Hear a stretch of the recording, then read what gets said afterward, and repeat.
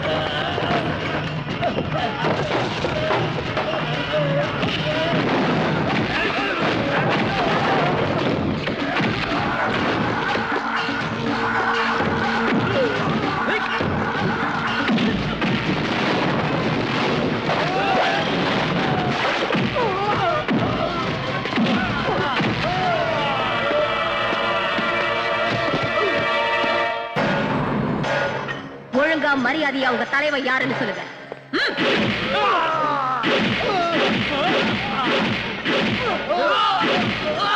Madam இவங்க எல்லாம் அடிச்சு என்ன பிரயோஜனம்? உங்க கோபம் தீர்ற வரைக்கும் அடிப்பீங்க, அதுக்கப்புறம் மேலிடத்துல இருந்து போன் வரும், வேற வழி இல்லாம விட்டுவீங்க. நம்ம ஸ்டேஷன்ல இருக்கிற எல்லா போனையும் கட் பண்ணு.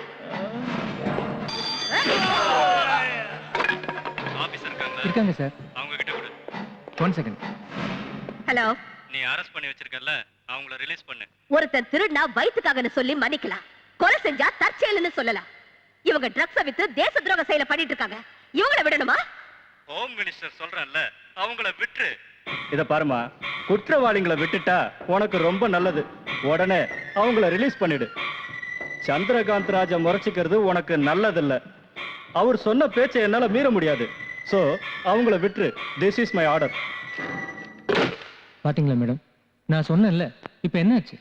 அதனால யாரையும் பிடிக்க கூடாது, அடிக்க கூடாது இல்ல? இப்படி பயப்படுறவங்க ஏன் போலீஸ் டிபார்ட்மெண்ட்ல சேர்த்தீங்க? போங்க.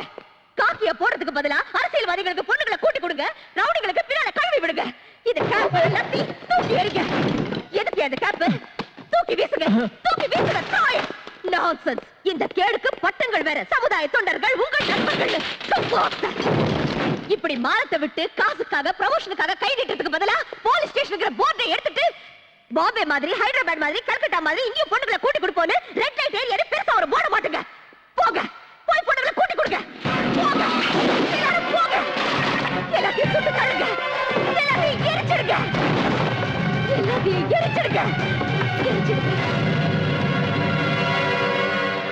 அவங்கள ரிலீஸ் பண்ணுங்க. ரிலீஸ் பண்ணுங்க.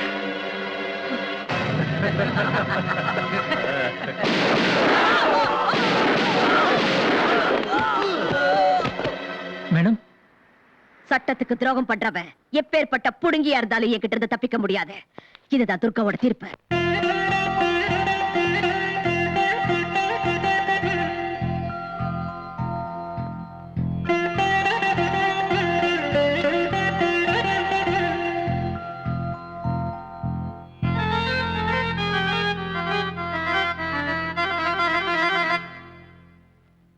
Sani sari ri ni ni da pa.